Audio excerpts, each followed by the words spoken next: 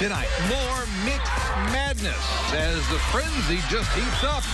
And all this as the temperatures cool off. Let's go. Another great crowd here at Center Grove. It's week 4, Friday Football Frenzy, and it starts. This is Friday Football Frenzy. Hey, good evening. As the weather turns, so do the weeks. Welcome, yes, to week 4 of Friday Football Frenzy. I'm Dave First. Brad and Jason will be along in a minute. Several good battles, and tonight the annual West Side Story, also known as the West Side Super Bowl, our HTSN game of the week. Speedway at Ritter tonight, the Marion University, great-looking stadium, and well, we had a great time at our pregame show this afternoon. First quarter, Ritter already up 7-0, but Speedway answers. Justin Brent, the Notre Dame recruit we highlighted in the pregame show, with an 8-yard touchdown. We're tied at 7, and Ritter made it 14-7 after that, but ensuing kickoff, Brent takes it at the 9, charges right up the gut, breaks a tackle, swings it out to the right side, and he is gone. 91-yard kickoff return, and this just in. Brent, pretty darn good. 3 touchdowns tonight, game tied at 14. That's when Ritter settles down. Jake Perica floats it up for Jake Hagan, who brings it down. 17-yard touchdown. Raiders up 21-14. Perica, 5 total touchdowns tonight. And then it's the give to Andre Guy, the junior running back, goes for 28 yards. Ritter beats Speedway 41-20. The West Side Super Bowl trophy goes to the Raiders, who also improved to 2-0 in the conference. Speaking of good rivalries, how about this one? 4 number 3 Chatard at 5A number 4 Cathedral. Photographer Dave Marin was on hand. First quarter, Chatard Sam Gleaves avoids a sack, finds Stephen Schluth for the touchdown. Trojans up 10-7. Second quarter, the Irish on the drive. Third down, Chatard's Anthony LaRose comes up with a big sack. That puts an end to the drive. Cathedral settles for a field goal late second quarter. Then Cathedral's Colin Barthel double pumps and fires the pass to Terry McLaurin for 6. Barthel scored a last-minute TD as Cathedral wins it 37-35. Both teams now 2-2 on the season.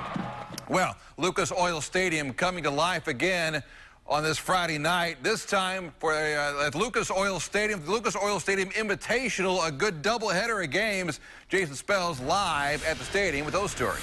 Dave, Lawrence Central and Carmel, they call this one the Battle of the Champs. Of course, both teams have recent winners of the 5A state championship. This time playing in the 6A, though. Let me take you inside Lucas Oil Stadium. Shockingly, the roof was closed, but the window was open for this one. The Bears, nationally ranked, undefeated coming into the game. The Greyhounds out with something to prove. Going to pick this one up in the first half. Adam Kramer, 30-yard field goal, putting Carmel on the board first. LC fans, give them credit. They showed up, but their team struggled early on in the second quarter. Punter Nash Griffin unable to hold on to the snap. The Bears defense would hold on the ensuing Carmel possession. Carmel's offense would come alive in the second half. I can tell you right now, this game's in the fourth quarter. Greyhounds lead it 14-7. Let's go to our first game of the day. How about Decatur Central and Martinsville? They call this one the showdown at sundown. Take it, Decatur Central averaging 58 points, a win, but winless on the season. Pick it up in the third. Hawks Tommy Stevens driving for the end zone. Refs mark him just shy of the pylon. Next play, no problem. Eli Conlon in for the score to Decatur Central. 2 scores in the fourth. The Artesians cut that lead. Zach Miranda takes the handoff.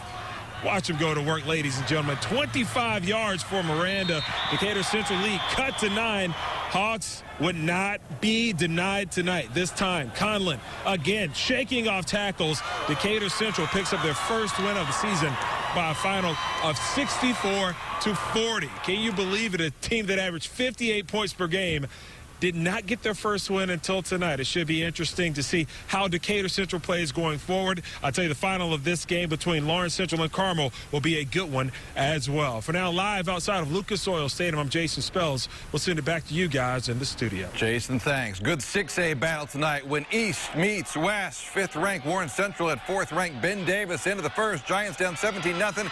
Kyle Kastner. It's Sean Boswell, 32-yard touchdown. BD on the board, still trail 17-7, but the Warriors got to go on the road tonight. Jeff George to Zach Gagner here for the first down. And then quickly back to George, who rolls out and hits Adrian Smith for the touchdown. Warriors come away with a 24-7 win. And it wouldn't be a Friday without the Hoosier Crossroads Conference. A very competitive season for those guys. Our Brad Brown with that, plus Red Hot Brebeuf. Brad. Dave, thanks. We will start with Brebeuf. A 3-0 start for them, scoring nearly 50 a game. They hosted Tech tonight, and the Titans have proven to be a strong opponent each week already this season. We are entering the Brave Zone, a new tradition at Brebeuf Prep. Braves up 14 in the third. Big play for Tech. Dave showed a kickoff return TD earlier. Watch DeAndre Williamson. Took it at the 11-yard line and watch it all unfold. A couple great blocks, couple great moves, and then the speed. A bunch of white jerseys to lead him to the end zone. 89 yards on that return. Tech down just 24-17. They kick it back to the Braves, but it's into the hands of backup QB Tyler Holt. He fires it over to Levante Bellamy, who would make a big return. Brebeuf would score again. They went back up by 14. But how about Tech? They scored the final 21 points in this one. Jimmy Gates to Rodney Jackson for the first down here. And the Titans, how about it? 38-31. Big win for them as they improve to 2-2. Take it to Zionsville. Dave talking about the HCC. The Eagles hosting Hamilton Southeastern. A lot of bounces in the Royals' favor tonight. Zionsville's pass to Ben Walters loses it. Ryan Clements recovers. That gets HSC's offense in business. And to start the second quarter, Hunter Hardy on the run. Down the sideline, coming at you in the living room. Dives for the pylon, gets it for the TD, and the Royals win at 21-3. They improve to 3-1 on the season. HSC will be tied atop the conference standings with McCutcheon and Westfield. They're all 3-1. Fisher's trying to join them tonight. Dave? That's right, a thriller at Avon. Fishers and the Orioles going down to the final minute. Tigers down 2, lined up for a 46-yard field goal. And it's Alex Sahakian with the kick. Nails it with room to spare. Fishers getting the win on the road, 26-25. They tie the HCC lead with a 3-1 record. Well, couldn't help but get a jump on next week's HTSN Game of the Week. Center Grove at Lawrence Central tonight. CG hosting Pike, plus a mid-state conference game at Greenwood. It's all a part of our Friday football frenzy. Flylights. We're just a couple months away from the state finals at Lucas Oil Stadium, but is the window of opportunity already closing on those who want to make it there? Greenwood hopes not. As we fly in tonight, it's their home opener. Yeah, through a bizarre scheduling quirk, hard to believe that Greenwood's home opener isn't until week 4, but they get Mooresville tonight, hoping to beat the Pioneers for the 4th straight year. And the Woodmen don't waste any time. How about senior Austin Montgomery breaking 1, 2, 3, 4 tackles before diving into the end zone? Greenwood up 13-0. And as you can tell, it is Cowboys and Indians night here at Greenwood. Although I got to admit, I'm seeing more Cowboys than I do Indians, and I found the chief here. Why is that, you think? You know, I think to be an Indian, you really got to be able to rock the six-pack underneath the hide, and it might be a little bit of an intimidation factor, scaring people off. Way too much information. The question is, though, how will the rest of the game go? Oh! This is how. Tanner Keel with a 65-yard keeper. Greenwood looking good at home. They win 33-13. To Center Grove, where the Trojans are in the middle of the mix, hosting Pike. And here's a note.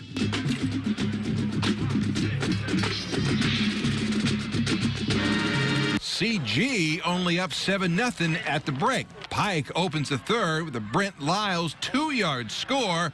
Ties the game at 7. CG answers with quarterback Luke Calvert. He'll keep it for the 6-yard score. Yes, it's camo night, but they can see these black T-shirts. Trojans up 14-7. But there's time for Pike, who goes with Lyles again, 3 yards out. The point after would tie it, but Chase Watkins misses the late PAT. CG wins it 14-13. Friday the 13th, man. Woo! Scary place to be on Friday the 13th. Something to that, man. You guys stay undefeated. Oh, by the way, you got Lawrence Central now. Oh, how about, hey, is it Here's Christmas the good news. too? Congratulations. Yeah. Hardly a holiday in the MIC to wrap up week 4, Friday football frenzy. Flylights. More of the frenzy. Roncalli hosting Plainfield on their annual matchup. Third quarter, Roncalli's Cam Slock. Quarterback sneak. Rebels are up 28-17. Later in the fourth, Smock finds David Holtkamp for the touchdown. Rebels win 42-17. They even their record at 2-2. One more for you. Photographer Shea Goodpasture working North Decatur at Knightstown. Brennan Harper was the star in this one. 4 touchdown runs for the Knights. Gets one here, puts them up 20. 33-14 the final. Caleb Kinnaman also ran for 200 yards. Great night, Week 4 Friday football frenzy. Don't forget tomorrow right here, RTV6 at ABC, a college football triple header with a nightcap. How about it? Notre Dame at Purdue, 8 o'clock. Our Brad Brown would be there on the scene pregame and post right here on RTV6 News. One other note, Fever beat New York tonight, 66-63. Fever at Connecticut Sunday to wrap up the regular season. I'm Dave First for all of us right here on Friday Football Frenzy. Have a great weekend. See you tomorrow.